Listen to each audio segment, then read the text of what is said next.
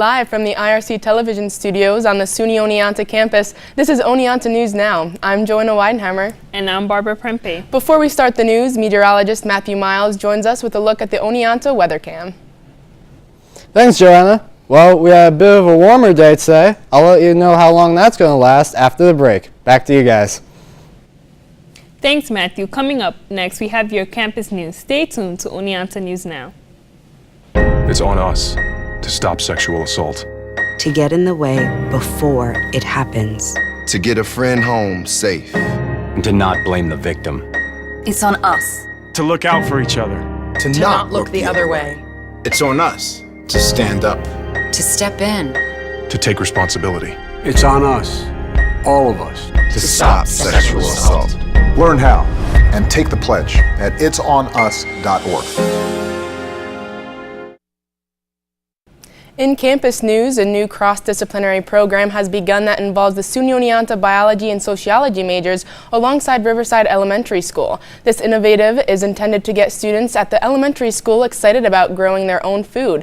Funding for this project was acquired through a Noble Cause grant on behalf of SUNY Oneonta Center for Social Responsibility and Community. The grant donated nearly $4,000 towards this project. Sean Robinson, an assistant professor of biology, built 12 vegetable grow boxes that were installed in all of Riverside's kindergarten through 5th grade classrooms back in September. SUNY Oneonta biology and sociology students have been volunteering their time in the 12 Riverside classrooms as box buddies. Students have helped the children throughout the semester to plant the boxes as well as instruct lessons about food, society, and environment. And plant biology. Associate Professor of Sociology Greg Fulkerson feels this innovative benefits more than just the children in the community, but SUNY Oneonta students as well.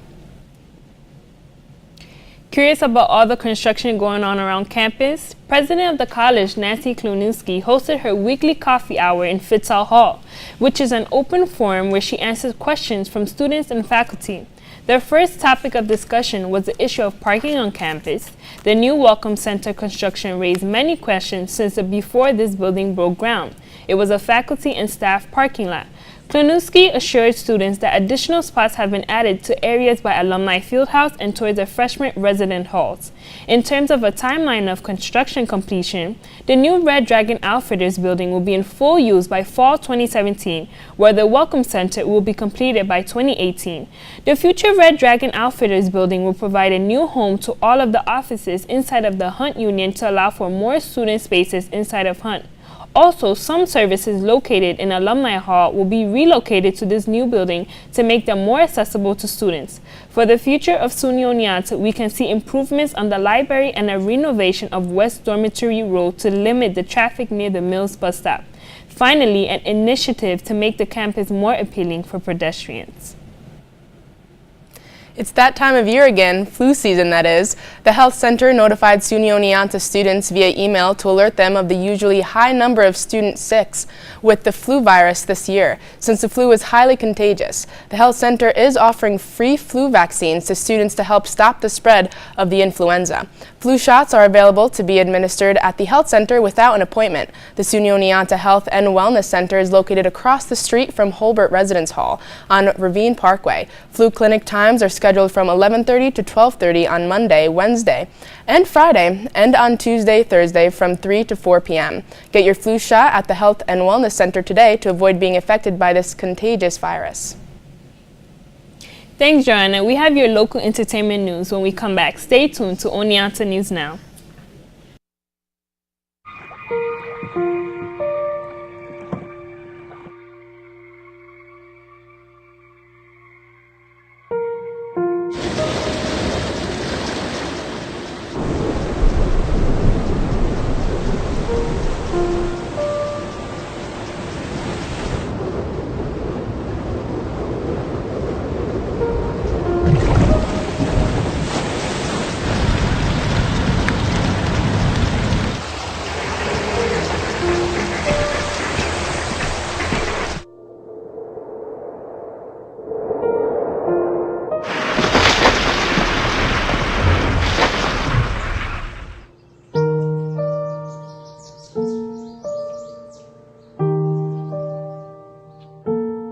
Don't wait.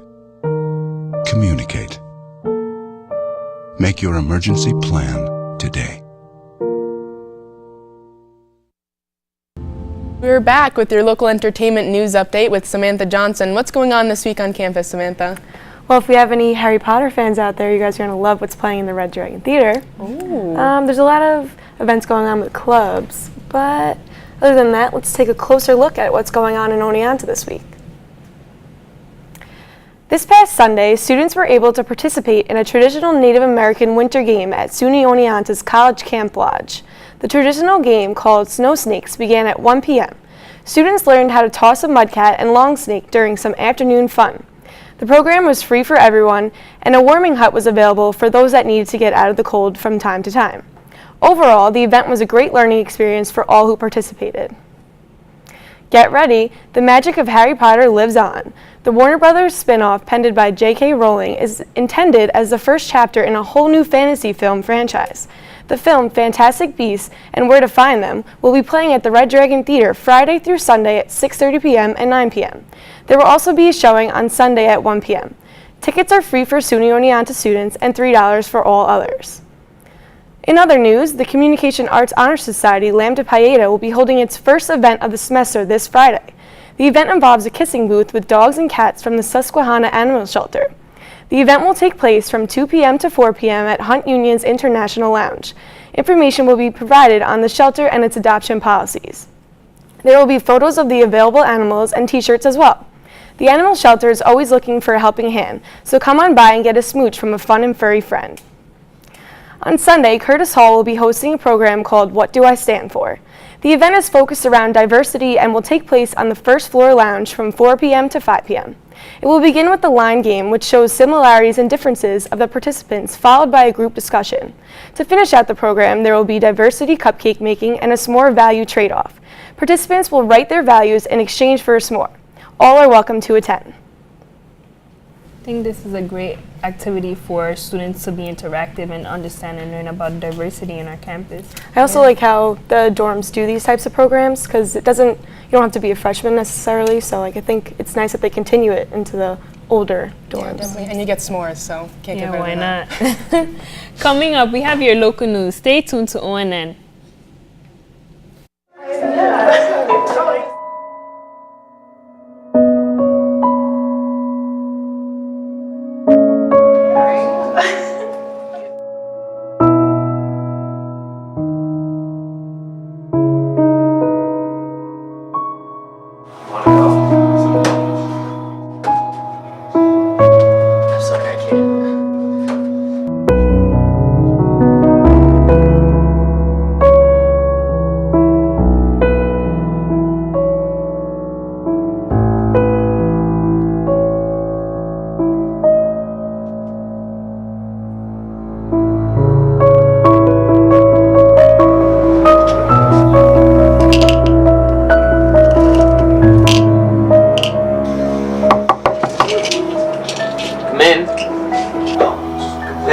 You okay? Everybody's kind of worried about you.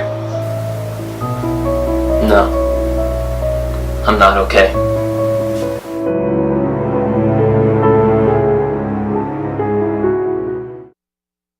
In local news, City of Oneonta police arrested 17-year-old Paul Kimball of Oneonta on felony rape charges. Kimball was charged with rape in the first degree, a Class B felony, and 2 Class A misdemeanor of forcing, touching, and endangering the welfare of a child. Kimball was arrested after abuse claims were made to a child abuse hotline. The caller stated Kimball had sexual contact with the victim under the age of 11. Kimball is now being held at the City of Oneonta Police Department under his arraignment in the City of Oneonta Court. The City of Oneonta is the recipient of the Micro Enterprise Program that will provide financial assistance to entrepreneurs, startup businesses, and existing micro enterprises to increase economic opportunity as well as create jobs. This $200 program was awarded to the city by the New York State Office of Community Renewal. The Micro Enterprise Program offers $5,000 to $35,000 grants to eligible projects.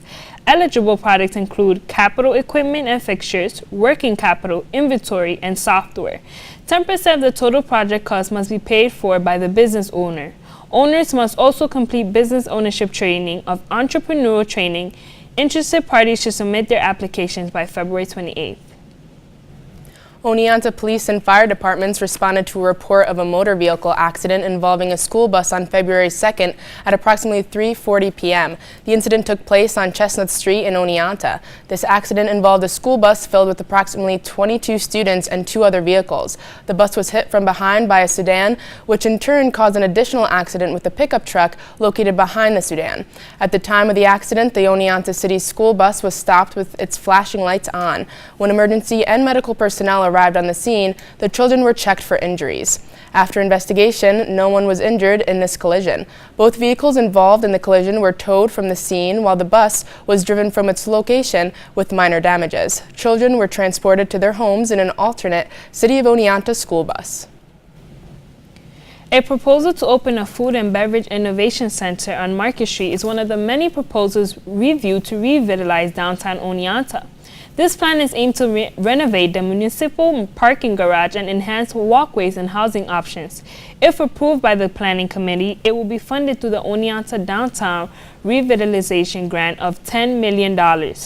Awarded last year, officials are seeking projects to strengthen, expand, and connect the city. Over the past few months, other proposals have been reviewed, such as having more housing downtown. It's a complicated process, said Mayor Gary Herzig. The Mohawk Valley Food and Beverage Innovation hopes to have educational programming alongside kitchen and event spaces. Members of the Oneonta Committee will have the chance to comment on various proposals on Tuesday, February 7th at the Foothills Performing Arts and Civic Center from 1 to 3 p.m. Oneonta's Heart Indoor Walk will be taking place this Saturday, February 11th at the Fox Care Center located on Route 7 in Oneonta. This walk will be benefiting the American Heart Association. Registration begins at 9 a.m. with a welcome ceremony starting at 9:15. Throughout the fundraiser, there will be 3 one-mile indoor walks within the Fox Care Center, as well as activities for the whole family. Activities include heart health education, free fitness classes, balloons and face painting, kids obstacle courses, and door prizes. All registered participants in the walk will be entered to win a Fitbit Flex. For more information about this event, head to the Oneonta Indoor Walk event page on Facebook for details about how you can walk to help fight heart disease and stroke. Man, this sounds like a great event. A bunch of different activities going on as well. So. Yeah, I would like a Fitbit. Who yeah, wouldn't want right? that? Great prize. When we come back, Matthew Miles will take a look at your 5-day weather forecast. Stay with us.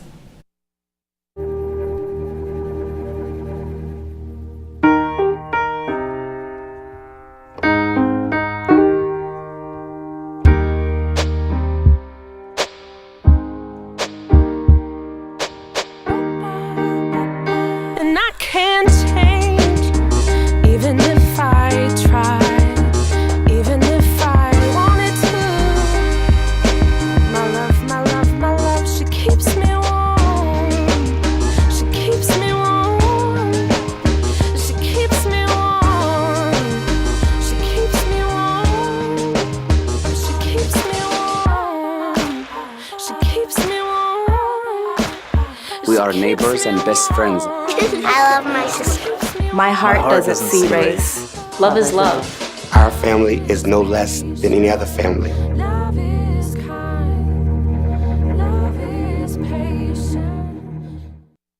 Welcome back to Oneonta News Now. Let's find out what the weather has in store for us this week with our meteorologist, Matthew Miles. Thanks, Joanna. Well, we had a bit of a warmer day today. It's a bit of a surprise, you know, we've had a lot of cold weather, a lot of snow, rain, sleet mix. So it was nice to go out today and enjoy the weather. And definitely that's a rare thing for this time in the year. As we look for the current conditions, we had 31 as our feel for right now, actually. And that's a significant drop from this afternoon, which was about 48 degrees. So those temperatures are going to continue to decline into tonight. And we had no precip during the day today, which was nice. But we still have that wind of 9 miles per hour. Expect that to pick up throughout the night as well. As we get into tonight, we're getting down to about 20 degrees. With a chance of 30, and then by midnight, 100% chance of snow. So that nice break we had, it's not going to last for long. We're projected to get about 3 inches of snow tonight, into the morning. So anybody that hopes for classes to be canceled, check your emails, because that could be a very high possibility, as we get about 2 inches tomorrow during the day as well, for a total of 5, with only a high of about 20 degrees. As we see, we can maintain the 80% chance of precipitation throughout the day, and even the wind speed picks up to about 17 miles per hour at times, which will give us a wind gust and a feel of about -1 during the day. So miserable day out there tomorrow. For our highs tomorrow, we got Binghamton at 20, Oneonta at 20, out near Albany 26, and as we get towards Saranac Lake and up there, 13 degrees. So it's getting cold again, and nobody likes that. Tomorrow night, looking at 11, so cooler night, back to normal. We're just going to see snow still at about 80%, 60 around there for precip. And the wind speeds are going to stay about the same, 9 to 15 miles per hour. So if you're taking a late night Mills Mart run, bundle up, because it's still going to be a little chilly. You're still going to get some snow at times. But you can warm up with some hot cocoa and pizza when you get there. I guess that's okay. And that's not our 5-day forecast. For our 5-day forecast, Friday, 20, 37. By Saturday, we get to about 41. And then drop down again. What's terrible about this whole warming up process is we get these warm days, and it still is a lot of rain or snow or a mix. So we need one of those nice breaks eventually, which will come about Tuesday, which is a high of 33, a nice partly cloudy sunny day. So let's check in with Yvonne Bennett outside our studio to get our real feel weather for this evening. Yes, Matthew, right now our current cloud conditions are partly cloudy. We have a right now temperature of about 31 degrees, and the temperatures are going to continue to drop and fall tonight into the teens. And throughout tonight, we're going to see that increased chance of snow moving over our area. My name is Yvonne Bennett, and back to you in the studio. Thanks, Yvonne. 21-year-old Chanel Lewis has been charged with second-degree murder of the death of a young Howard Beach jogger, Katrina Vetrano. Lewis was arrested after the medical examiner's lab matched the DNA evidence from the crime scene and the DNA under Vetrano's fingernails as well as behind her ears. Vetrano was murdered after leaving her home after 5 p.m. on August 2nd for a jog. When she failed to return, family members and friends desperately searched for her. Lewis, who does not work and has no prior arrests, lives in East New York with his mother. After detectives took him into custody, he was interviewed by detectives and made detailed confessions. As of now, police do not believe he was stalking the victim or had any relationship with Vetrano. If convicted, Lewis will face 25 years in prison. A British tourist has died on a trip to the Great Barrier Reef after swimming in an area suspected to be plagued by killer jellyfish. The 63-year-old man was killed during a snorkeling trip at Moore Reef, 25 miles off the coastline of Cairns in Queensland, Australia. He is believed to have been just feet away from the reef pontoon when he had a heart attack, clinging to a safety ring. A rescue helicopter was sent, but emergency response crew members could not revive the man. His death came the same day. A 43-year-old woman was rushed to the Cairns hospital by helicopter in critical condition after being pulled from the water off Green Island unconscious. The incidents have heightened suspicions of attacks by irukandji jellyfish in the area, one of the world's most venomous creatures. This is the 5th death in the last 3 months at a Great Barrier Reef. Singer Beyonce Knowles announced her pregnancy with twins through an embellished portrait of herself on Instagram. In the photograph shot by artist Aru Izuku, she's wearing a veil and kneeling in front of a large display of flowers with her hands gently resting on her stomach. The photo featured many variations and choices of flowers, including roses and poppies. The photo also includes elements that may symbolize important parts of Beyonce's life. Within hours, Knowles broke the Instagram record for the most liked picture on the photo sharing platform. The singer captioned the photo with, quote, "We would like to share our love and happiness. We have been blessed 2 times over. We are incredibly grateful that our family will be growing by 2, and we thank you for your well wishes." A South Carolina fireman who delivered a baby during a late-night emergency call has adopted the little girl as his own daughter. Mark Haddon realized during the response that the woman who called would not reach a doctor in time to deliver her baby, so the firefighter from Myrtle Beach acted as a midwife and delivered the baby. The mother immediately put the newborn up for adoption, and Mark stepped in to become the girl's father. He said, quote, "It was just a somewhat normal call. Very quickly, we realized that it was going to be a life changer for us," unquote. Mark and his wife, Beth, signed the adoption papers and brought the baby back to their home 48 hours later to join them and their 2 boys. The couple named the baby Grace.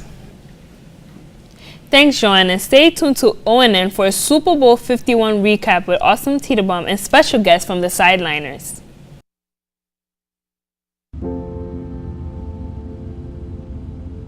I mean, I was just a kid. And you never knew what mood he was going to be in when he came home. It was brutal. My dad, he would come home, and there's one time where...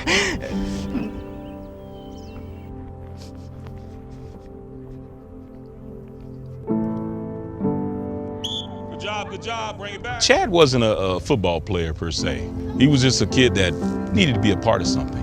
I don't think he had anyone as a role model or someone showing him what to do. It's okay, you're doing good. You're okay.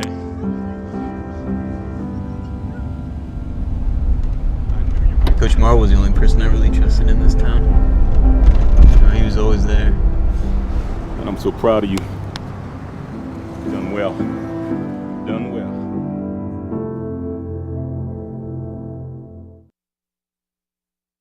Welcome back to Oneonta News Now. This Sunday, Super Bowl 51 took place where the Atlanta Falcons took on the New England Patriots in a historic Super Bowl matchup. I'm joined here by host of Sideliners Nick Wetzel and analyst Lenny Ortiz to discuss this remarkable game. Let's get right to the Super Bowl recap. Nick, since you're right next to me, what are your thoughts about the game? Just speaking as a pure football fan, it was a great game. I mean, what could you... Yeah, the Atlanta Falcons march out to a humongous lead at 21... What was it? 0-0 going into the second quarter. Yep. Then they took off in the second quarter. Middle of the third quarter is 28-3. I thought this game was over. Then the Patriots come back. First Super Bowl to go in overtime. So you got to love that. Tom Brady, Bill Belichick engineered quite the comeback. Speaking as a Jets fan, I hated it. It was terrible. I love nothing more than when the Patriots lose. So it was just heartbreaking to see them pull off that amazing comeback. But it was a great game. Lenny, what are your thoughts? Unbelievable. I think that was one of the best football games I've ever seen. I mean, like you alluded to, overtime for the first time ever, 51 times, and it's the first time we go into OT. Biggest comeback of all time, Nick, you told me before, it was 10.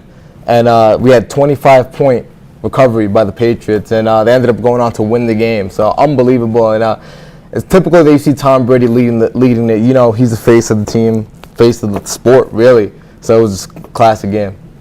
Well, guys, this is a big question of the day. Did the Atlanta Falcons collapse, or did the Patriots just come back? That's an interesting question. Part of me wants to say the Falcons collapsed because you give up a 25-point lead. How do you manage that in a quarter and a half?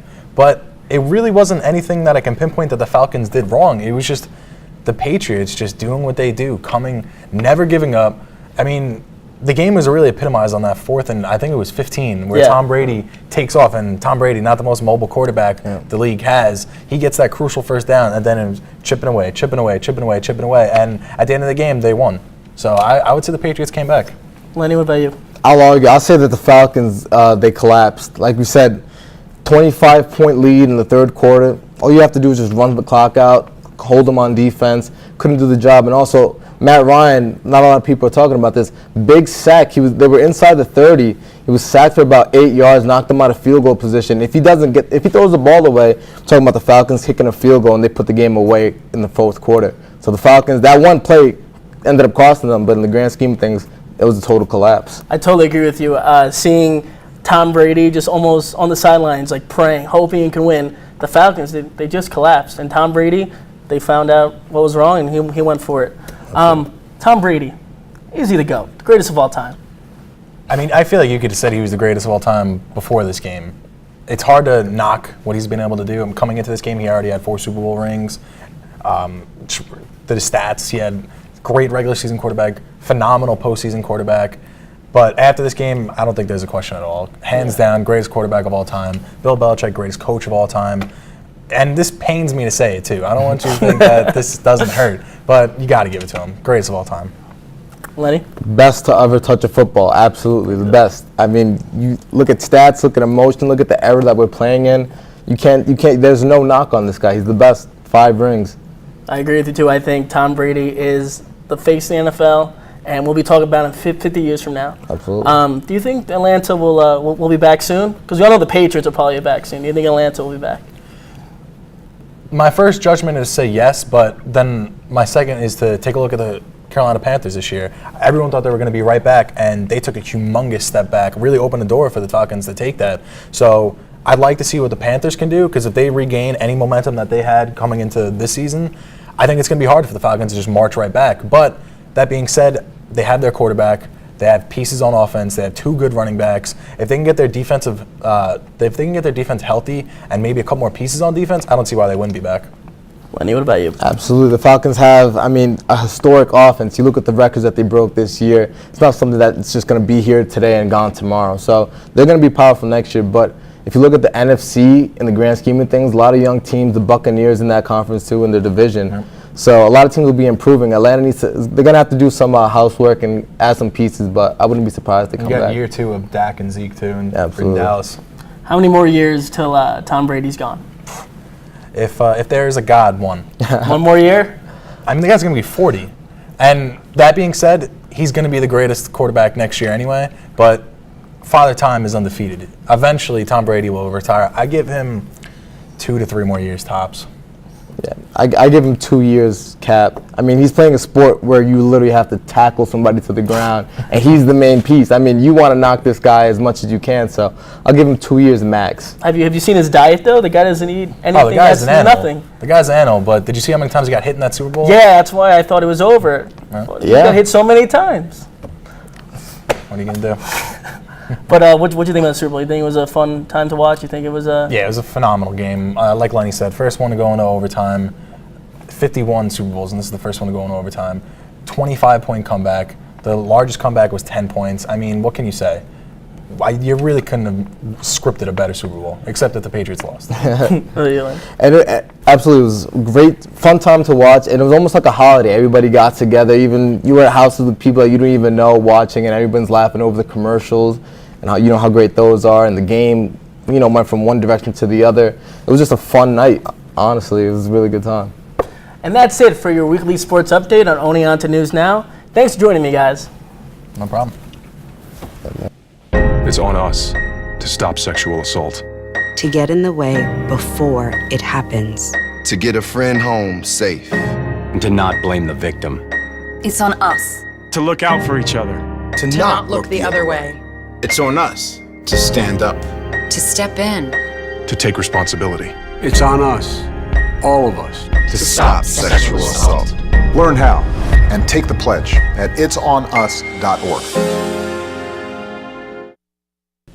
Thanks, Austin, and a special thank you to the Sideliners for joining us on today's show. Join us again next time for your up-to-date news, sports, weather, and more. I'm Barbara Prempe. And I'm Joanna Weinheimer. This is Oneonta News Now. Have a great night.